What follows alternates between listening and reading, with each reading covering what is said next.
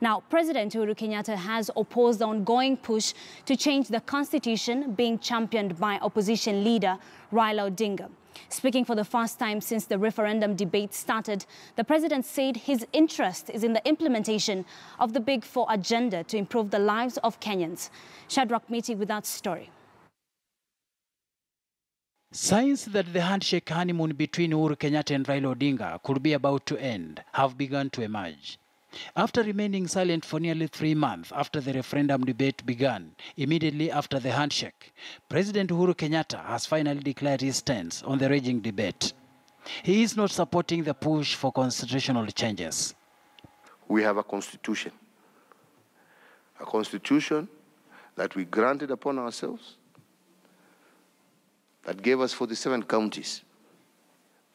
There is no intention here. We have no time. This is what we want to deal with. We want to deal with these issues that we are discussing here, not running around the country asking whether you want another constitution or no constitution. Raila Odinga began the referendum debate during this year's devolution conference in Kakamega when he proposed for the creation of 3-tier government comprising of 14 regional governments. Key to Raila's proposal is the creation of Prime Minister's post. The president's stance now resonates with that of his deputy William Ruto, who has vehemently opposed the push for reforms through referendum. Already, ANC leader Musalia Mudavadi has backed the reforms. Ukiona structure ambayo tuliweka kwa coalition agreement ilikuwa inaambatana na hiyo proposal ya Boma's draft. But the solution is not to say, oh, now let's go run around such a... You deal with what you have, friends. Yeah? Sijui kama tunaelewana. Yes? Yeah. And we engage with what we have. Because we gifted ourselves that. That is what we gifted ourselves. And we don't have time. Last month, Raila Odinga called for a referendum for the introduction of a 3-tier government. But changes in the structure of the executive have also featured prominently. When we talk about constitutional amendment, it will bring the referendum automatically. Thank you. Just recently, ODM leader Raila Odinga led his party on a 2-day retreat in Naivasha, where he convinced them to back the push for reforms through referendum. By coming out strongly to oppose referendum, the president could have come at a better time for his deputy William Ruto, who was feeling isolated in the referendum debate. We cannot forever be talking about the politics of power sharing, of arranging power. We must begin the narrative of the politics of empowerment. Shadrach Miti, KTN News. A section of Nairobi MCAs led by their speaker Beatrice Elachi have thrown their weight behind embattled Governor Mike Mbuvi Sonko, saying he should be given time to deliver on his pledges. The leaders who were speaking in Mombasa told other government officials to keep off from the affairs of the county government as this was hampering service delivery. Pleading with the national government, we need to send your framework so that the county assembly can pass the framework so that now you are able to work in harmony with the governor.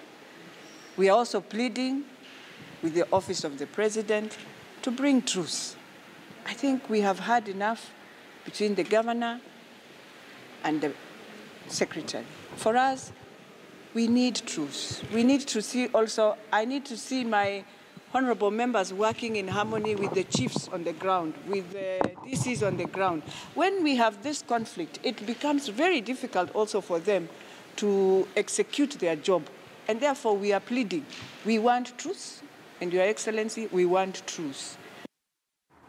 7 people, among them a 3-month-old child, died last evening at Kamukuyu Bridge along the Kitale-Webuye Road following a road accident involving a tractor and a matatu. Eyewitnesses say the tractor, which was ferrying cane to West Kenya Sugar Factory, lost control and rammed into a matatu, which was heading to Kitale from Kamukuyu Market. Several people were injured in the accident and were rushed to Kimilili and Webuye hospitals. Angry residents blaze the tractor, blaming tractor drivers from the West Kenya company of not observing road rules. Wakati nilikuwa hapo hivyo junction, tractor yenyewe ikatokea juu. Ikawa imekuja speed iliyo hali ya juu. Ilifika hapo hivi ilidunda mara pili ya tatu, tairi za mbele zikainuka. Ikawa inakuja ikitumia tairi za nyuma. Ika lose control na gari ilikuwa inatokea upande wa Kamkuywa ikaelekea Kitale.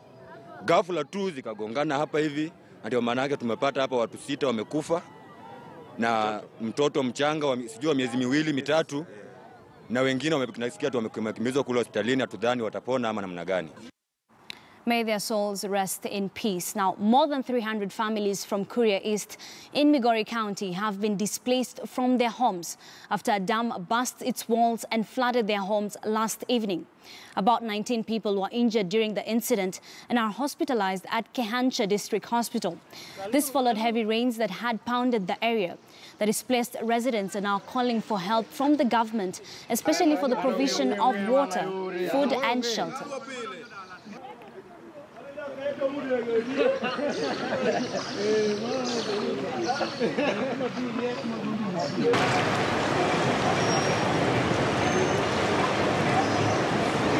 Kweli tumeadhiriwa na maji. Tunaona kama ni kuhama, hata hivyo tumeisha hama. Sasa unaona kama mimi hapa niko kwa maji, hata nimehama ilinihamisha nikahama. Muone vile mnaweza tusaidia. Hata kipindupindu tutapata hapa kwa sababu hii ni maji inakuwa kwa mavi inakuja karibu na watu. Ningependa kuomba majirani waweze kufungua miji yao ili tuweze kuaccommodate wale ambao wameathirika. Chochote ambacho unacho ambacho unaweza kutoa, na nataka kusihi wananchi wa Kuria hata wale wako sehemu zingine ili waweze kutupa msaada. Masinga Dam continues to spill its excess water in a rare sight that was last witnessed 3 years ago. However, contrary to what many may have imagined, those living near the largest of the 7 Forks Dam have not been affected by the raging waters, even as those in Garissa and Tana River counties call for construction of additional dams to control the raging waters of River Tana. George Maringa tells us more.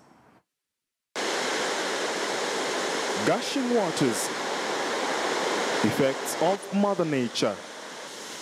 Water spillage from Masinga Dam. A clear indication that the dam cannot contain anymore and has to spill out excess water.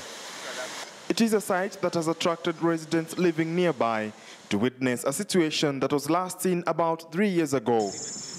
Although there were fears that those living around Masinga could be affected, the story is different from locals. Hatujakutwa na maji. Bado tuko vile tulikuwa. Ilikuwa maji imeacha, so tulikuwa kwa ile njia ya maji ile inaitwa kwa Kisungu waterway. Tukaonelea tulime sababu kulikuwa na ile huku ngambo hakukuwa na mvua ya kulima, ikambindi tuingie kwa maji.